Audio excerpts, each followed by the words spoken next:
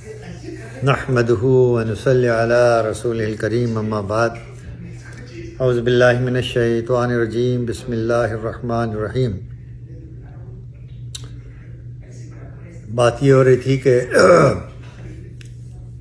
توریت اور دوسری کتابوں میں اگر کسی چیز کی ممانعت آئی تو اس کی علت نہیں بیان کی گئی، جبکہ قرآن کریم میں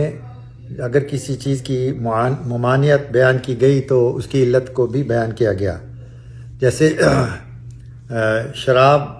کو جب حرام قرار دیا گیا تو بتایا گیا کہ اس کے اندر فائدے بھی ہیں اور نقصانات بھی ہیں، لیکن اس کے نقصانات اس کے فائدے سے زیادہ ہیں۔ تو یہ بات کل چل رہی تھی۔ چوری کی ممانعت کے بارے میں آیا کہ چوری ایک کبھی اچھا فعل نہیں ہے۔ بائبل نے کہا کہ تم چوری مت کرو، لیکن قرآن نے چوری کی ممانعت کا وہ سلوب اختیار کیا ہے، والسارق والسارقۃ، چوری کو ظلم سے تعبیر کر کے اس کے معیار پر بھی متنبع کیا گیا ہے کہ وہ ظلم ہے، جس سے آدمی غیر کے محفوظ مال پر بلا اس کی مرضی کے دست اندازی کرتا ہے۔ پس بلحاظ حقیقت چوری کا فعل ممنوع نہیں بلکہ ظلم ممنوع ہے۔ ظلم چونکہ چوری میں پایا جاتا ہے، اس لیے چوری بھی ممنوع ٹھہر گئی، جس سے نمایاں ہو گیا کہ ممانعت میں چوری اصل نہیں ہے بلکہ ظلم اصل ہے، جس کے تابع ہو کر چوری ممنوع ثابت ہوئی۔ اس کا حاصل یہ نکلتا ہے کہ اگر چوری کے فعل میں ظلم کا دخل نہ ہو بلکہ اس کی ضد عدل کا دخل ہو جائے تو چوری ممنوع نہ رہے گی، پھر اسے چوری نہیں کہیں گے۔ مثلاً اگر کوئی ظالم کسی کا مال چرا کر لے جائے اور مظلوم کو علم ہو جائے کہ میرا مال فلاں کے یہاں فلاں جگہ چھپا ہوا رکھا ہے جسے وہ دینا نہیں چاہتا، تو وہ اپنا مال چرا کر بھی نکال سکتا ہے۔ ظاہر ہے کہ یہاں چوری کا فعل تو پایا گیا کہ مال محفوظ کو آنکھ بچا کر بے خبری کے ساتھ بلا رضا قابض نکال لایا گیا، لیکن ظلم نہ پایا گیا، جبکہ ایک شخص نے اپنی جائز شے ناجائز قبضے سے نکال لی، اس لیے یہ فعل بھی ممنوع نہ رہا۔ مثلاً چوری کو ظلم کہہ کر تو اس کی برائی دل میں بٹھلائی، ہاتھ کاٹنے کی سزا دے کر جو رسوائی اور فضیحتی ملا کر دی کہ ہاتھ کٹا ہوا دیکھ کر وہ برابر دل میں خجل ہوتا رہے گا، جس سے آئندہ چوری کا جذبہ ہی مزحمل ہو جاتا ہے۔ پھر اس سزا کو خدائی سزا کہہ کر ادھر بھی اشارہ کر دیا کہ یہ سزا جو شرعی ہے وہ کسی کے معاف کیے ہوئے معاف ہونے والی بھی نہیں کہ اس میں کسی کی صحیح سفارش چل جائے، جس سے چوری کا غیر معمولی خوف بھی دل میں بٹھلا دیا جائے۔ ابھی یہ جو اسلامی شرعی سزائیں سعودی عرب میں دی جاتی ہیں، وہاں اتنا امن ہے کہ یہاں مغرب میں جتنا خرچہ یہ پولیس اور گارڈ سیکیورٹی گارڈز اور الارم وغیرہ پر ہوتا ہے، وہ اخراجات سعودی عرب میں نہیں ہیں۔ انجیل اور قرآن کا طرز بیان میں مقابلہ کیا جا رہا ہے کہ پس کہاں انجیل کا یہ طرز بیان کہ چوری مت کر، اور کہاں قرآن کے یہ انداز کہ چوری کی ممانعت کے ساتھ اس کی ذاتی قباحت کیا، اس کے آثار بد اور اس سے پیدا شدہ فساد اخلاق وغیرہ سارے ہی متعلقہ امور کی طرف توجہ دلا کر اس کے سد باب کی مادی اور اخلاقی دونوں قسم کی صورتیں حکم ہی میں بتلا دی گئیں، جس سے پورے مالیات میں بد اخلاقی کا نظام مٹ کر معاشرے کا اخلاقی نظام قائم ہو جاتا ہے۔ لیکن الزام پھر بھی اسلام ہی پر ہے کہ اس نے اخلاق کا کوئی معیار اور نظام ہی نہیں بتلایا۔ قتل کی ممانعت کے بارے میں، اسی طرح قتل نفس کے بارے میں انجیل کا یہ حکم تو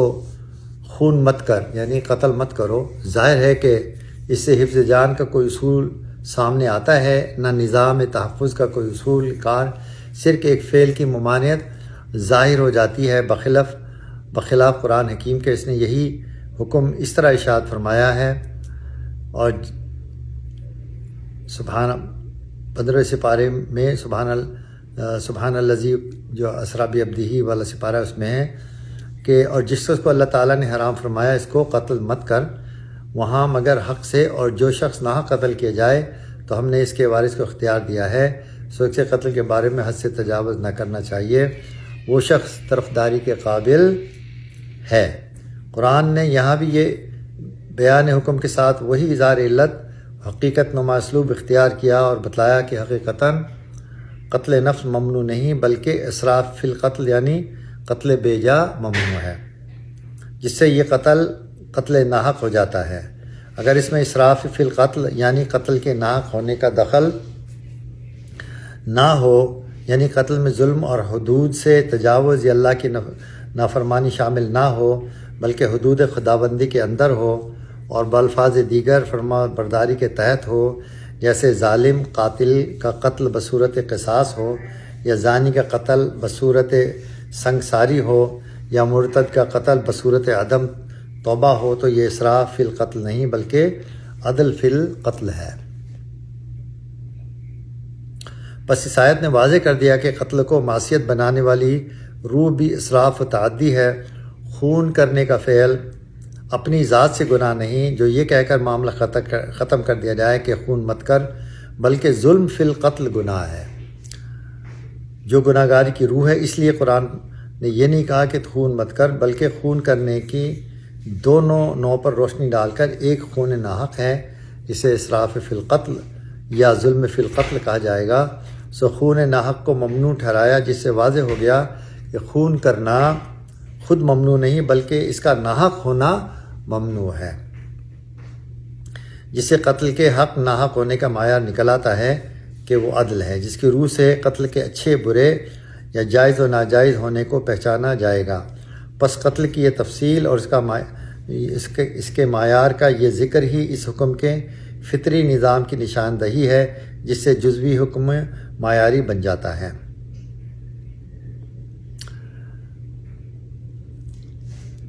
اسلامی معاشرے کا جو بلند معیار ہے اس کے بارے میں بعثت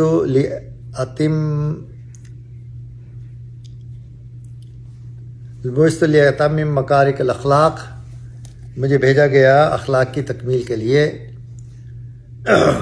نبی صلی اللہ علیہ وسلم کا فرمان، اصلاح معاشرے کا بلند معیار بتایا گیا ہے کہ ایک انسان دوسرے انسان کے لیے کسی ادنا سے ادنا درجے میں اذیت و کوفت کا بھی سبب نہ بنے، حتیٰ کہ راستے میں اگر کوئی ایذا دہ چیز جیسے کانٹا یا کچھ کا ٹکڑا یا اینٹ پتھر بھی پڑا ہوا دیکھ لیا جائے، اسے ہٹا دیا جائے۔ چنانچہ حدیث نبوی نے قرآن حکیم کی روشنی معیار اخلاق قائم کرتے ہوئے ان 70 سے اوپر اخلاقی شعبوں کا اعلان کیا ہے، جسے بخاری و مسلم نے روایت کیا ہے۔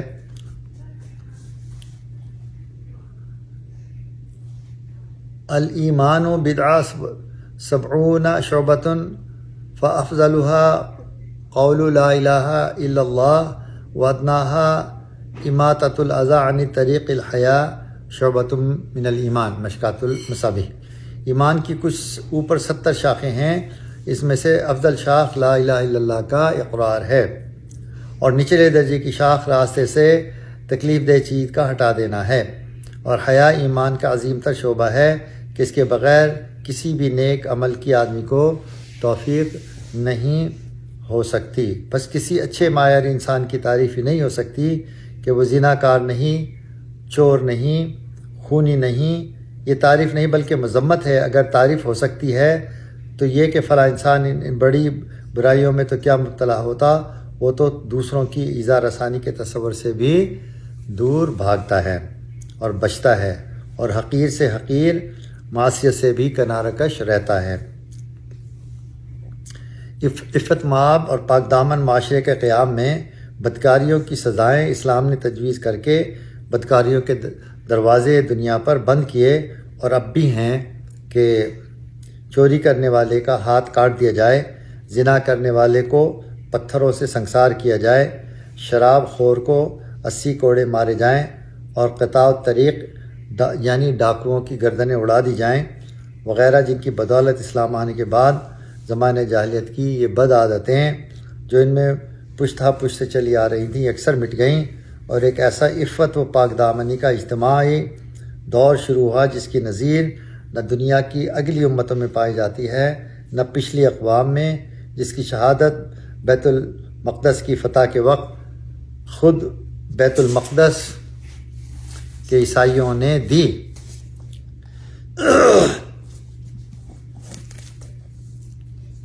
اور صحابہ کی پاک دامنی کا کھلا اعتراف کیا،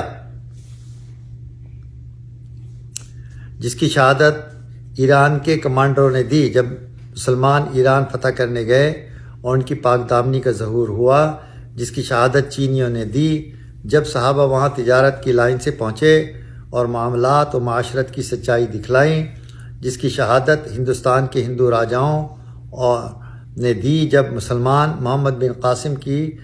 زیر سرکردگی سندھ میں داخل ہوئے اور اپنی پاکی و عفت دکھلائی، جس سے ہزاروں آدمی ان کے منور چہرے دیکھ دیکھ کر مسلمان ہوئے۔ آج بھی اگر ان بدعملیوں کے معیار سے مسلمانوں اور عیسائیوں کا مقابلہ کیا جائے تو یورپ و ایشیا کے اخبارات شاید مسلمانوں سے زیادہ عیسائیوں ہی کے مجرم ہونے کی شہادت دیں گے، جس سے قومی مزاجوں کا اندازہ ہو سکتا ہے۔ ظاہر ہے کہ مسلمان کا تو یہ مزاج قرآنی تعلیمات سے بنا ہے، عیسائیوں کے عقیدے میں تو نہ خدا کسی کا باپ ہے کہ اسے بیوی کی ضرورت پڑے اور عورت کی خواہش ہو،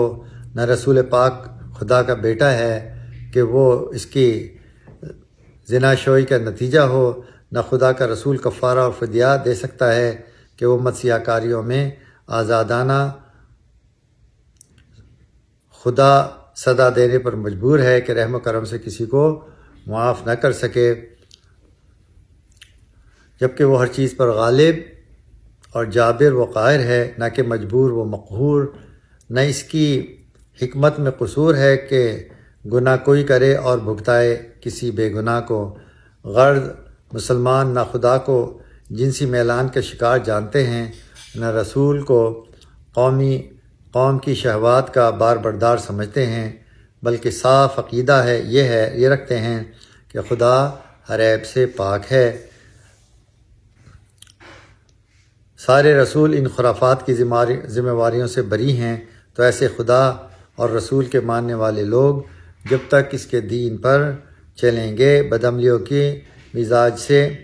بری رہیں گے، اور جو ان عقائد کی ضد مانتے ہوں گے ان کا مزاج تو ویسا ہی رہے گا جیسے یہ عقیدے ہیں۔ ابو ذر رضی اللہ تعالیٰ عنہ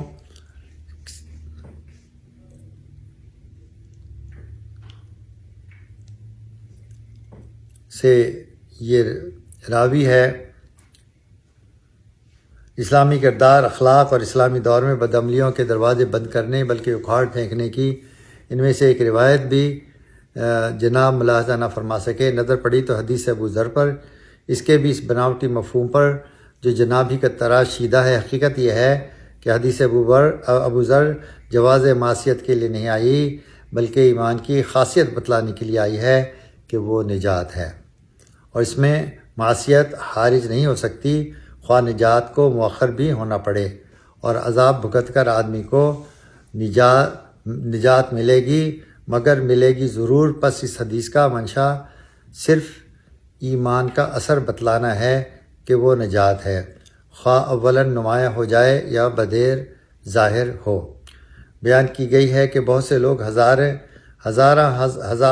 برس جہنم کا عذاب بھگت کر جنت میں داخل ہوں گے، جبکہ ایمان اور توحید ان کے دلوں میں ہوگا، خواہ وہ کسی درجے کا بھی ہو۔ چنانچہ عبادہ بن صامت رضی اللہ تعالی عنہ کی حدیث میں ہے کہ فرمایا رسول اللہ صلی اللہ علیہ وسلم نے، در حال ہے کہ آپ کے گردا گرد ایک جماعت تھی، آپ کے صحابہ میں سے کہ مجھ سے بیعت کرو اور عہد کرو اس بات کا کہ اللہ کے ساتھ کسی چیز کو شریک نہیں ٹھہراؤ گے، اور نہ چوری کرو گے اور نہ زنا کرو گے،